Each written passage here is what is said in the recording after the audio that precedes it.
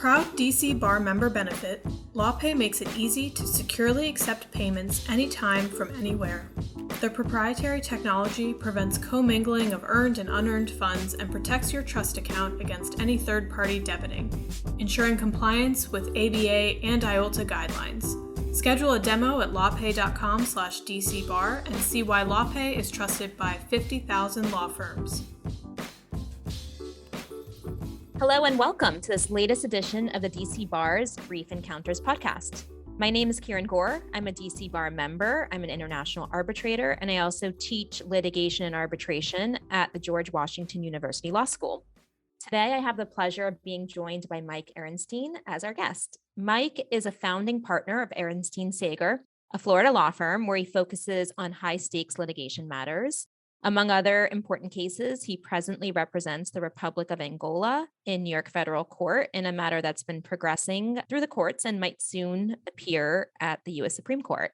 The focus of our conversation today is a case that's been percolating in the federal courts with significant implications for the Foreign Sovereign Immunities Act, for state sovereignty, and for public interest.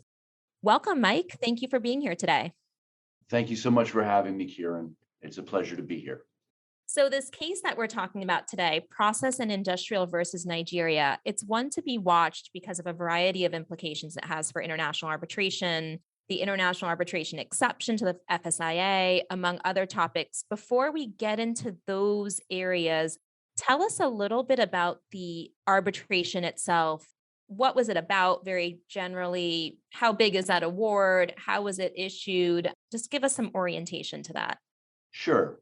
So Process and Industrial Developments entered into a 20-year contract with the Nigerian government to process natural gas that was going to be supplied by the Nigerian government. Process and Industrial Development had agreed that they were going to build out a processing plant and they were going to return 85% of the processed fuel to the government of Nigeria, keep 15% for themselves. And over a 20-year period, they thought that they were going to make tons of money. Unfortunately, the Nigerian government allegedly breached its agreement by failing to start the work necessary to pipe all of the natural gas to the processing plant that was going to be developed by Process and Industrial Developments, which I'm just going to call P&ID from now on because it's a long phrase. Fair enough. But P&ID took the Nigerian government's failure to start its work as a repudiation of the contract and initiated arbitration. The arbitration was initiated pursuant to the terms of the parties' agreement in London, which specifically called for arbitration to take place there. The arbitrators ultimately entered a mammoth award of almost $7 billion in favor of P&ID and against the government of Nigeria. The Nigerians sought to have that award set aside, first by the court presiding over the arbitration in the United Kingdom. That was rejected. They then sought to have it set aside by a Nigerian court, which of course the Nigerian court partially granted. With the confirmed award in hand from the UK courts, P&ID has come to the courts of the United States seeking confirmation and enforcement of the award here. Of course, Nigeria has raised sovereign immunity here and has raised fraud as a defense to enforcement in the UK. That's the basic contours of the case. This case would be a great law school exam because it raises every issue that could possibly come up in an international arbitration matter. I'll keep that in mind. That's a great idea. So right at the tail end of that introduction, which was great, you mentioned the idea of fraud. What kind of fraud, corruption, bribery? I mean, there's a lot of streams to those kinds of concepts. What are we talking about in the underlying matter, in the course of the arbitration? And why is that important? So in the action in London, Nigeria, after confirmation of the award, sought to have the award set aside based on three arguments that fall within the rubric of fraud. One of those arguments was that the underlying contracts were procured through bribery of high government officials. The second was that there was actually fraudulent testimony offered by one of the witnesses for P&ID during the actual arbitration proceeding. And the most astonishing to me of the three allegations of fraud was that there was actually some collusion that went on between the counsel for Nigeria and the plaintiff, P&ID, in the underlying arbitration. Those three grounds were raised in the fraud challenge to the arbitral award. And even though the time for raising such challenges had long passed, the presiding judge found that there was sufficient prima facie evidence of those types of fraud in the case that he extended the time and has reopened the proceedings.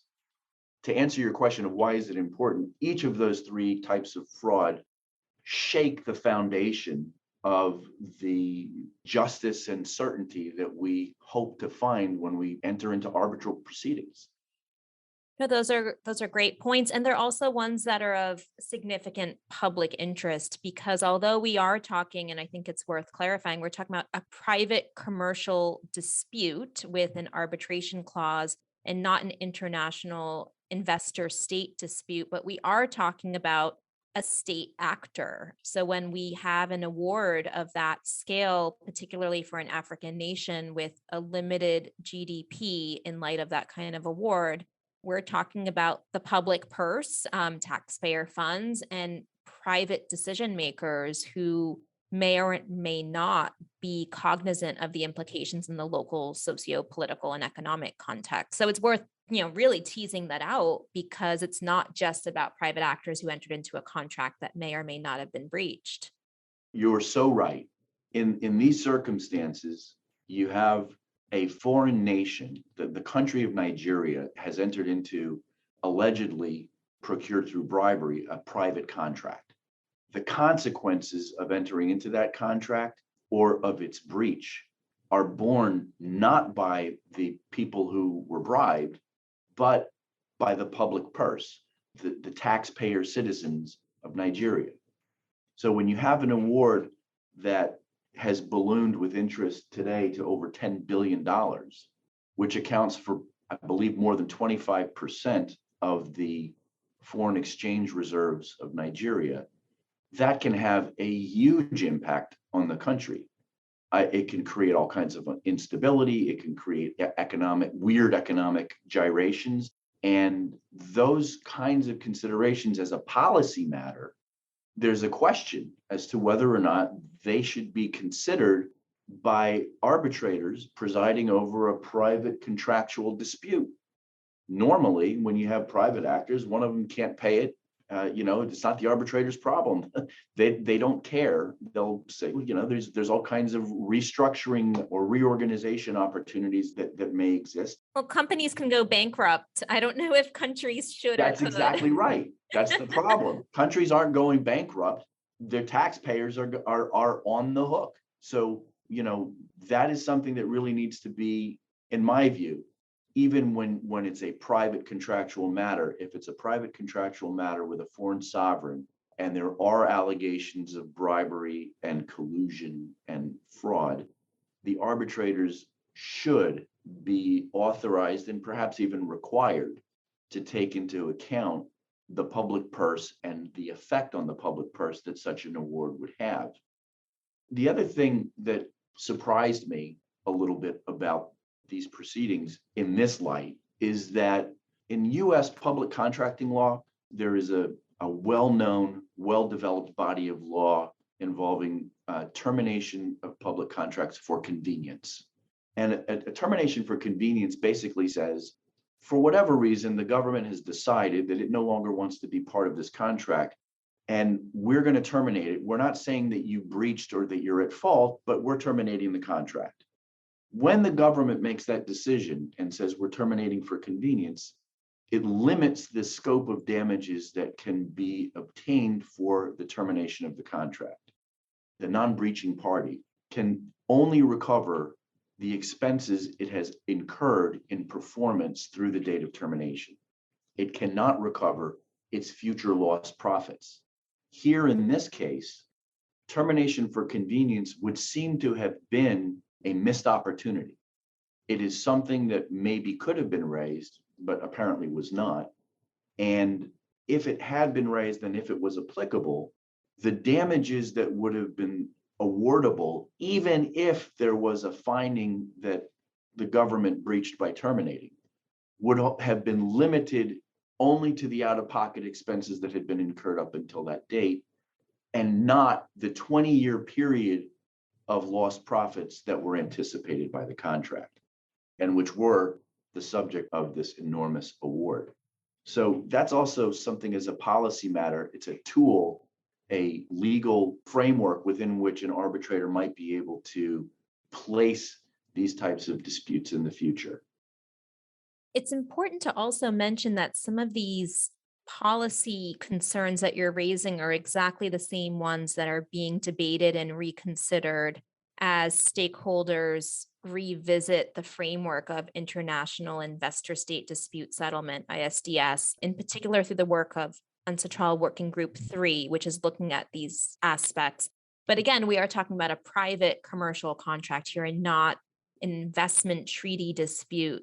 That's why we're in the New York Convention framework, right? So Right. There's a very interesting New York Convention aspect to this, New York Convention being the way that you enforce international arbitration awards. So what's the DC court system actually looking at, and what does that mean? And how do we get to sovereign immunity? Walk us through that, because we're not revisiting the merits of this arbitration, but in some ways No. we may be. Yes. So I think the truth is there's a lot up in the air. So what has happened in the DC court is that P&ID decided to take the award confirmed by the UK court and bring it to the United States and say, I have a confirmed award. I need to have that award turned into a judgment here, and I need to start enforcing that judgment here and collecting against any assets of Nigeria here.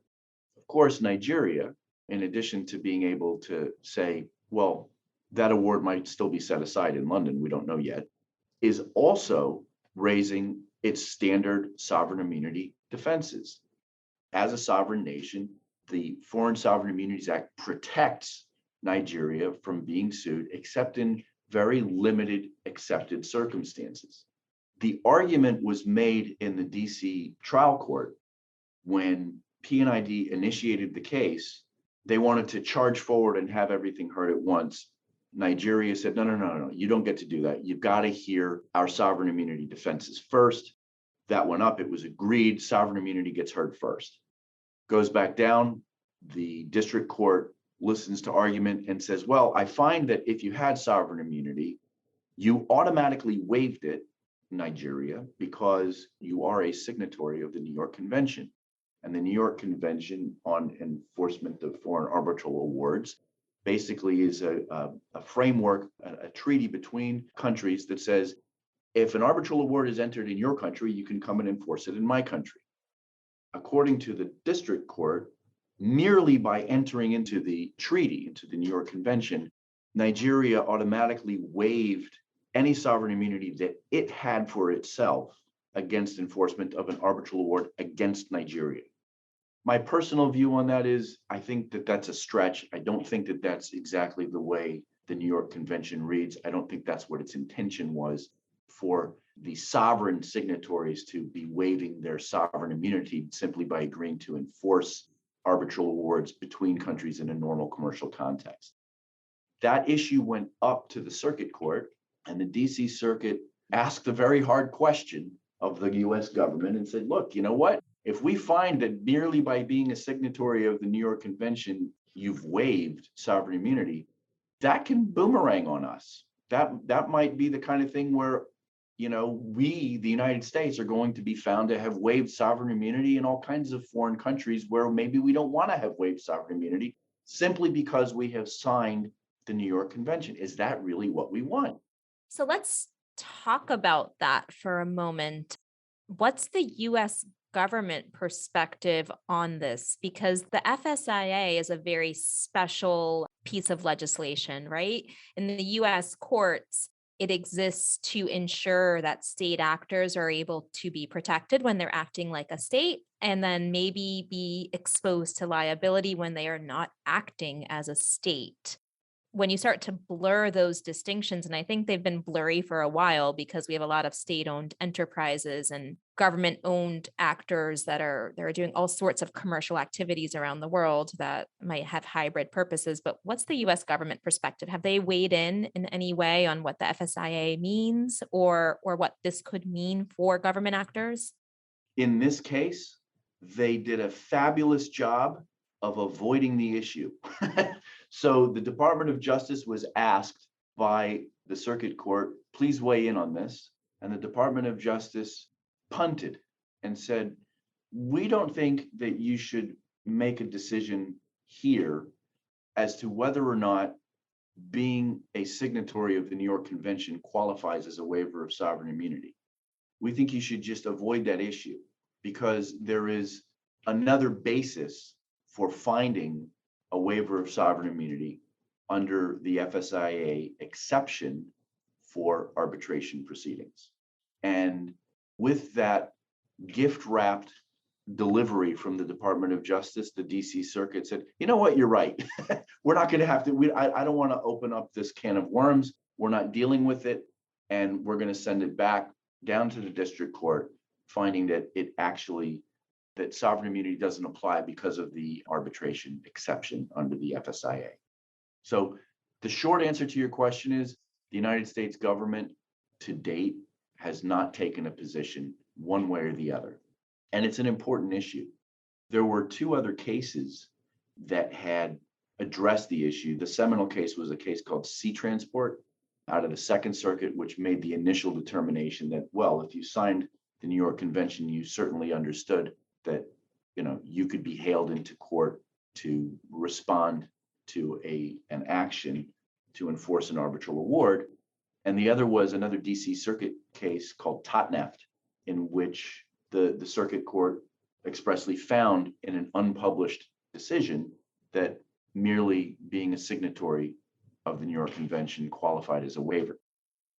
Again, my own personal view on that is it's just a wrong reading of the New York Convention. And I think for policy reasons, we should think really carefully about making that determination that merely being a signatory qualifies as a waiver of sovereign immunity in all instances, because you're going to end up having the United States being hailed into courts around the world because our courts have found that, well, we must have waived sovereign immunity because we signed the arbitration, the New York Convention on Enforcement of Foreign Arbitral Awards as well. Do you think the Supreme Court is going to weigh in on this? I think eventually they're going to have to. It might not be in this case. It may well be in this case. The stakes in this case are sufficiently high. But if it's not in this case, I'm sure that this argument is going to be raised again, especially because Sea Transport and Totneft are out there, and because the DOJ effectively avoided the issue in this case. So what are the lessons to be learned? Clearly, we have a conundrum to watch, and it'll be interesting to see if the Supreme Court does weigh in. I'll make the small observation that I've been impressed to see how many arbitration-related matters have been heard by the U.S. Supreme Court recently. It's something I'm always tracking, and it's very rare. And suddenly we have had a lot of U.S. Supreme Court direction on how arbitration and international arbitration in particular fit into the U.S. landscape. But taking a step back from that for a moment, what are some lessons learned, practical lessons learned from how this case has unfolded, and how could some of these difficulties have been avoided by the parties?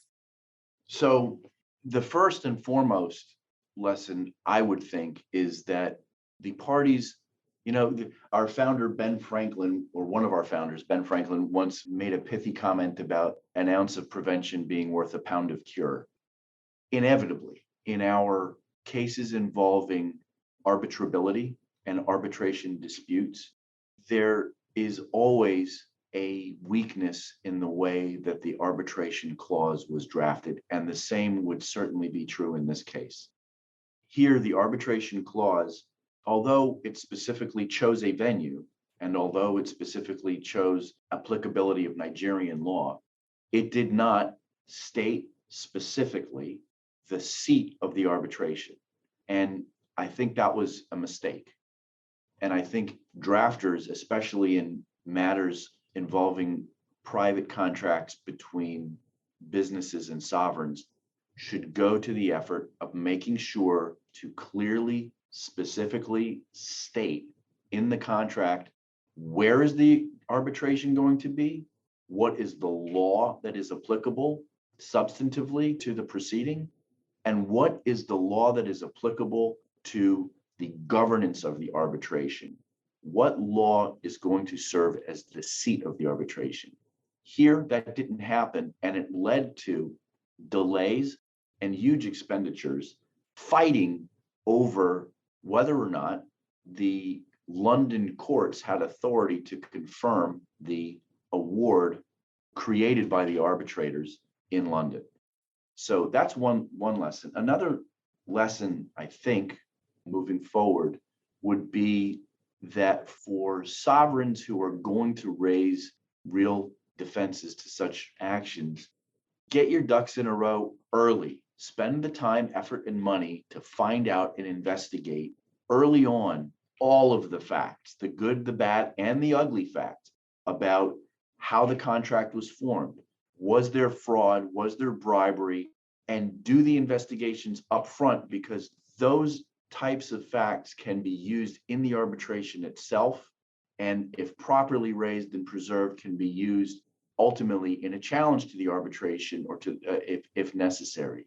Here, for whatever reason, Nigeria did a poor job of bringing those issues up during the arbitration itself and didn't raise the fraud issues until after the arbitration.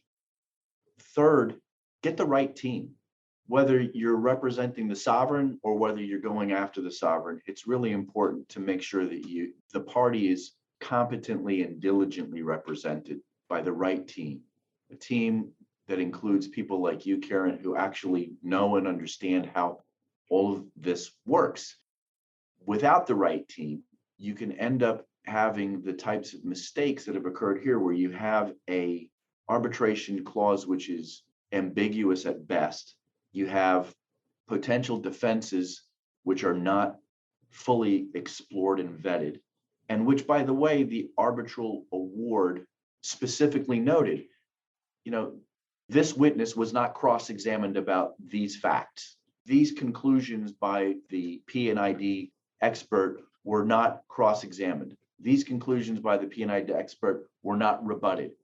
I think in reading the award, I came across at least a half a dozen instances where the arbitrators went to great pains to say this wasn't really attacked. So having the right team can certainly avoid that. And last, I think, at least with respect to the calculation of damages, again, make sure you have somebody who's the right team, part of the right team. Being able to say that, to me, it's shocking that the expert for P&ID in this case was able to present his conclusion that there was about $7 billion of damages caused by the breach of a contract which contemplated over a 20-year period the delivery of a commodity with price fluctuations that gyrate wildly, with zero discount for risk, industry risk, party risk, country risk, economic in general risk. None of those risks were taken into consideration, which I have to tell you, here in the United States, we have Daubert and its progeny, and it tells us that there's a gatekeeping function that a court plays in order to ensure that fact finders only get to hear expert testimony which has been vetted.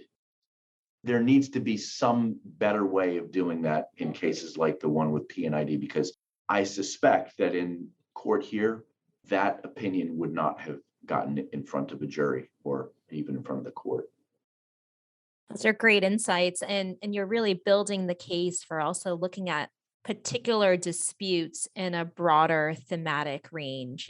How does what happens in one particular dispute, which normally you would think is discrete, have implications and reverberations for the practice of law and for the future of how disputes are resolved?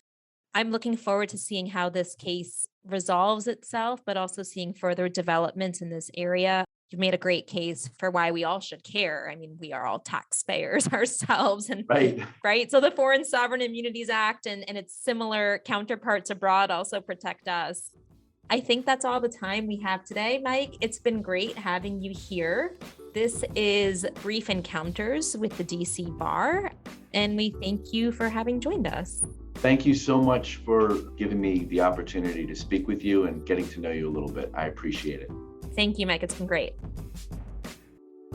This episode of Brief Encounters was brought to you in part by our sponsor, LawPay. Schedule a demo at lawpay.com/DCBar to see why LawPay is trusted by 50,000 law firms.